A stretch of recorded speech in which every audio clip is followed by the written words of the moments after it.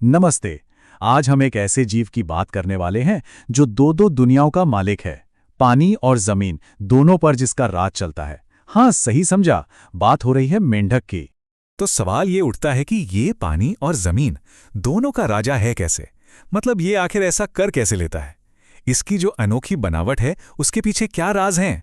चलिए आज इसी का पता लगाते हैं। तो देखिए, हम खास तौर पे बात करेंगे उस मेंढक की जिसे हम सबने अपने आसपास देखा ही होगा।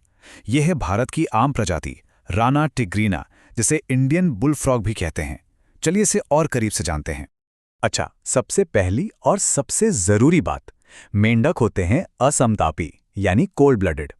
अब इसका मतलब क्या है? सीधा सा मतलब यह है कि इनके शरीर का तापमान फिक्स नहीं रहता। जैसा बाहर का माहौल वैसा ही इनके शरीर का टेम्परेचर। गर्मी है तो गर्म, सर्दी है तो ठंडा। तो चलिए अब जरा मेंढक की बाहरी बनावट पर नजर डालते हैं। सच कहूं तो इसका शरीर सर्वाइवल इंजीनियरिंग का एक कमाल का नमूना है। मतलब हर मुश्किल से बचाने वाला एक प्रोटेक्टिव शील्ड। अब देखिए, मेंढक की जो स्किन है ना, वो सच में कमाल की चीज है। ये म्यूकस की वजह से हमेशा चिकनी और फिसलन भरी रहती है, और गीली भी। लेकिन यहाँ एक बहुत ही हैरान करने वाली बात है। पता है क्या? मेंढक कभी पानी नहीं पीते। जी हाँ, वे अपनी स्किन से ही सीधे पानी को सोख लेते हैं। और तो और यही स्किन उन्हें पानी के अंदर सांस लेने में भी मदद करती है ना कमाल? मेंढक की एक और सुपर पावर है छद्मावरण, जिसे हम कैमोफ्लाज कहते हैं। यानी अपनी आसपास के माहौल के हिसाब से रंग बदलने की गजब की काबिलियत। अब इससे होता क्या है? ये उन्हें शिकारियों से छिपने में मदद करता है और साथ ही अपने शिकार को धोखा देने में भी। तभी तो देखिए, वे घास में एकदम हरे और मिट्टी पर भूरे रंग के नजर आते हैं, बिल्कुल गायब ही हो जाते हैं। अच्छा, अब एक सवाल मन में आता है, जब कड़ाके की ठंड पड़ती है या फिर चिलचिलाती गर्मी, तब ये मेंढक आखिर करते क्या हैं? तो इसका जवाब है, वे एक तरह की गहरी नींद में चले जाते हैं। सर्दियों में इसे कहते हैं शीत निष्क्रियता या हाइबरनेशन, और गर्मियों में उसे कहते हैं ग्रीष्म निष्क्रियता यानी एस्टिवेशन।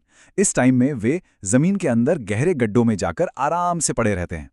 देखिए, मेंढक का जो शरीर है ना, वो बना ही इस दोहरी जिंदगी के लिए है। सिर और धड़ एक साथ जुड़े हैं। गर्दन या पूंछ तो होती ही नहीं। आगे के पैरों में मिलेंगी 4 उंगलियां और पीछे वाले पैरों में 5। और ये जो पिछले पैर हैं, ये ज्यादा मजबूत और जालीदार होते हैं, तैरने के लिए एकदम परफेक्ट।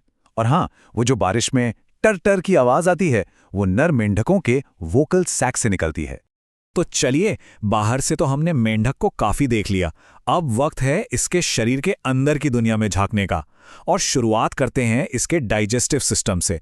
मतलब वो सिस्टम जो इसे अपनी एक्टिव लाइफस्टाइल के लिए सारी एनर्जी देता है। पहली बात तो ये कि मेंढक मांसाहारी होते हैं। और शिकार कैसे पकड़ते हैं? अपनी 2 हिस्सों में बटी चिपचिपी जबान से, फटाक से। फिर खाना ग्रासनली से पेट में पहुंचता है, जहां पाचन का काम शुरू हो जाता है। वहां से आगे आंत में, और फिर आखिर में जो कुछ भी वेस्ट होता है वो क्लोएका के रास्ते बाहर। एकदम सीधी और बहुत ही असरदार प्रोसेस है ये। चलिए अब पाचन तंत्र से आगे बढ़ते हैं और अब समझते हैं मेंढक के शरीर के सर्कुलेशन सिस्टम को। मतलब कि ये सांस कैसे लेता है और इसके शरीर में खून कैसे दौड़ता है। यहां पर मेंढक की एक और काबिलियत सामने आती है। सोचिए, ये 2 तरीकों से सांस ले सकते हैं। जब ये पानी में होते हैं तो अपनी स्किन से ही ऑक्सीजन सोख लेते हैं, इसे कहते हैं त्वचीय श्वसन। और जब जमीन पर होते हैं तो बिल्कुल हमारी तरह अपने फेफड़ों से सांस लेते हैं, इसे कहते हैं फुफ्फुसीय श्वसन। ये जो नंबर है 3, ये मेंढक के लिए बहुत स्पेशल है। क्यों?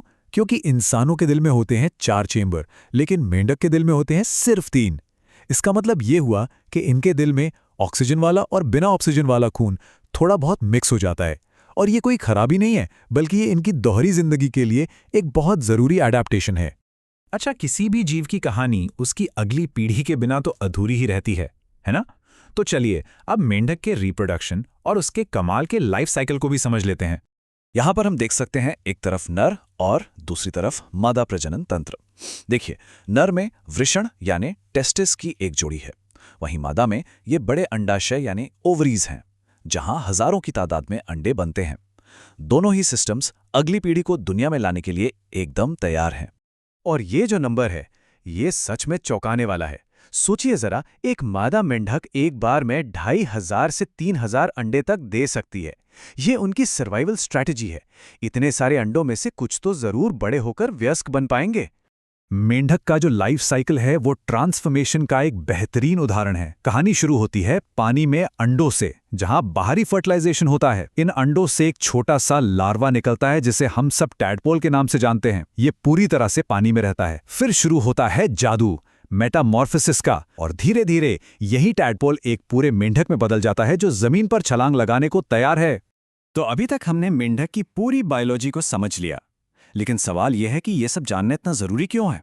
मतलब ये जो आम सा दिखने वाला जीव है, ये हमारे लिए और हमारे पर्यावरण के लिए आखिर इतना जरूरी क्यों है? तो जवाब यह है कि मेंढक हमारे इकोसिस्टम के लिए बहुत जरूरी हैं। कैसे? पहली बात, ये कीड़े मकोड़ों को खाते हैं जिससे हमारी फसलें बची रहती हैं। दूसरी बात, ये खुद भी सांप और पक्षियों जैसे कई जानवरों का खाना बनते हैं। मतलब फूड चेन की एक बहुत जरूरी कड़ी है। कुल मिलाकर ये पर्यावरण का बैलेंस बनाए रखने में एक बहुत बड़ा रोल निभाते हैं। तो देखा, है तो एक साधारण सा जीव, लेकिन इसकी भूमिका कितनी असाधारण है। अगली बार जब बारिश में किसी मेंढक की आवाज सुने या उसे देखें, तो जरूर याद रखिएगा कि वो सिर्फ एक मेंढक नहीं है, बल्कि दो दुनियाओं का एक मास्टर है और हमारे पर्यावरण का एक जरूरी रखवाला भी।